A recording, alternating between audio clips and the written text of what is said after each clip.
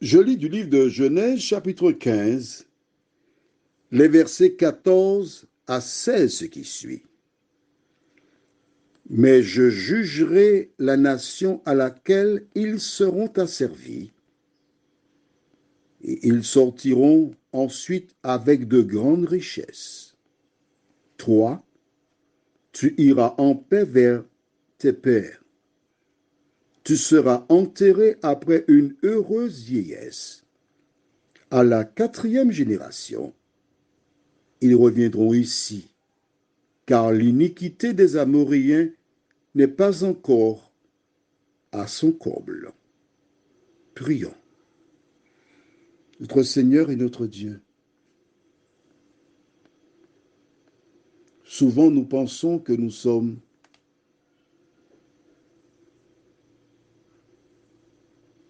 exploités. Mais nous savons une chose, c'est que c'est toi qui as le projet pour nos vies. Que le Saint-Esprit nous dirige dans la compréhension de ces références. Nous t'avons prié au nom de Jésus pour ta gloire éternelle. Amen. Voilà.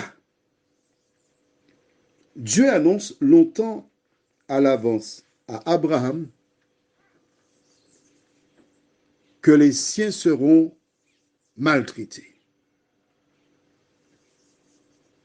Tu te rappelles? Au verset 13 du même chapitre, je lis pour toi. Et l'Éternel dit à Abraham, sache que tes descendants seront étrangers dans un pays qui ne sera point à eux. Ils y seront asservis et on les opprimera pendant 400 ans. Ok, pour les nouveaux, j'explique. Là, tu vois Abraham, A-B-R-A-M. C'était son nom au départ. Mais ensuite, Dieu l'a appelé Abraham. Au départ, Abraham, le fils de monsieur, mais quand il accepte Dieu comme créateur, maître, et il l'adore, il devient une nouvelle créature. Et c'est pourquoi que Dieu l'appelle Abraham. Plus tard, quand toi tu acceptes Jésus pour sauveur personnel, Saint Paul déclare dans 2 Corinthiens 5, verset 17, si quelqu'un est en Christ, il est une nouvelle créature. Les choses anciennes sont passées, voici toutes choses sont devenues nouvelles. Toi aussi, c'est par commodité qu'on ne change pas de nom, mais l'important n'est pas de changer de nom, mais de changer de cœur. Donc Abraham qui est devenu Abraham, Dieu lui révèle ce qui arrivera dans l'avenir. Et tu notes avec moi qu'il annonce qu'ils seront opprimés pendant 400 ans.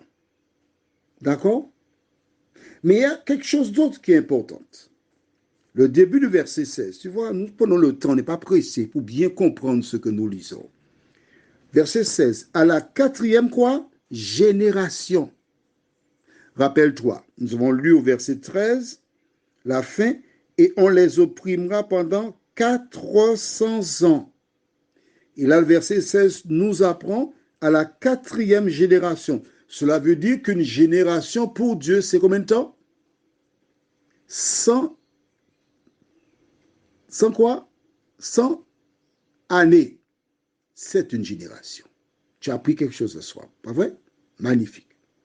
Maintenant, il dit, verset 14, c'est ce qui nous intéresse surtout, ils seront asservis et ils sortiront ensuite avec de grandes richesses. Comment comprendre cela? Ah! Certaines personnes qui ont lu la Bible, quand ils sont arrivés sur ce verset, m'ont dit, c'est quel Dieu qui est juste, hein? Il fait les enfants d'Israël voler les Égyptiens pour partir avec des richesses. Où est la justice? Et quand des personnes me tiennent ce propos, je me tais et je les laisse s'exprimer jusqu'au bout.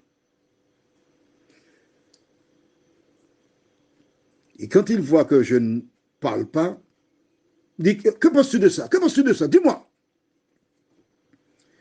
Et je lis à nouveau le verset 13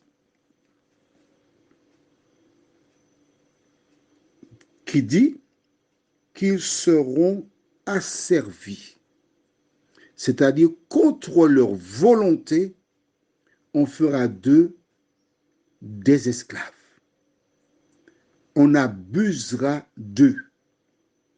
Or, tout salaire mérite quoi? Dis-moi. Alors, mais si tu sais, tout salaire, c'est ça? Mais non, reste avec moi. Tout travail mérite un salaire. Si tu perçois un salaire, c'est parce que tu travailles.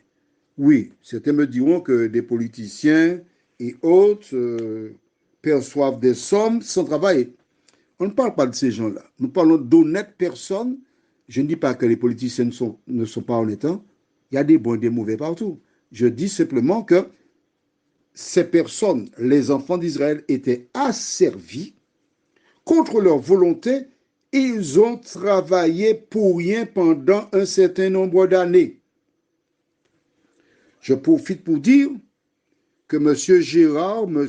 Paul, etc., qui a des entreprises en Guyane ou à La Réunion ou en Guadeloupe ou à la Martinique, ce monsieur peut changer de véhicule chaque année s'il veut. Il a des yachts, il a belle maison, il a toute espèce de viande. Ces animaux ne mangent pas du canigou, mais du beefsteak. Et puis, les personnes qui travaillent dans ces entreprises peuvent à peine terminer le mois. Mais ces personnes sont des esclaves. Mais oui, ce sont des esclaves modernes. Ils ont des vêtements, ils ont des voitures, ils utilisent des moyens de transport, quel que soit, mais ce qu'ils reçoivent est tellement minime, ils sont toujours des esclaves. Et jusqu'au retour de Jésus, il y aura des esclaves. Mais justement, Jésus dit qu'il va juger ces personnes. Donc si tu as une entreprise, tu as du profit en quantité, c'est ton argent qui est investi, on est d'accord, oui, mais qui permet à l'entreprise de gagner de l'argent? Dis-moi qui? Dans ton bénéfice, au lieu de t'accroître des biens et des biens, augmente le salaire de tes ouvriers pour qu'ils soient en mesure d'avoir quelque chose eux aussi. Tu recevras leur bénédiction. Au lieu d'avoir de l'argent sur un compte, et que se passe-t-il? Tu meurs, la banque garde une partie, le notaire garde une partie, les enfants dilapident l'argent et tu devras rendre des comptes à Dieu. Alors l'Éternel, dans sa justice, a prévu que des enfants d'Israël, lorsqu'ils laisseraient l'Égypte, reçoivent le salaire de 4 générations ou encore de 400 ans où ils ont été esclaves contre leur volonté. Qui que tu sois, si tu te trouves dans la même situation que les enfants d'Israël, sache qu'un jour, il ouvrira une porte pour toi. Il peut envoyer une tante, un oncle, une personne sans enfant, mais Dieu n'abandonne jamais ceux qui se confient en lui. Prions. Notre Seigneur et notre Dieu, nous te remercions pour le bonheur de te connaître. Nous te remercions pour la joie de savoir que tu es juste et que tu n'abandonnes jamais tes enfants. Seigneur, tes pensées ne sont pas nos pensées, tes voix non plus. Mais c'est seulement en lisant la parole que nous apprenons à te connaître. En lisant la parole que nous apprenons ce que nous devons faire. Seigneur, enlève notre cœur de pierre, notre cœur de pierre. Remplace-le par un cœur de chair. Mets en nous les sentiments qui étaient en Jésus, nous t'en prions, en son nom et pour ta gloire éternelle. Amen. Je te souhaite une bonne nuit sous le regard de Dieu.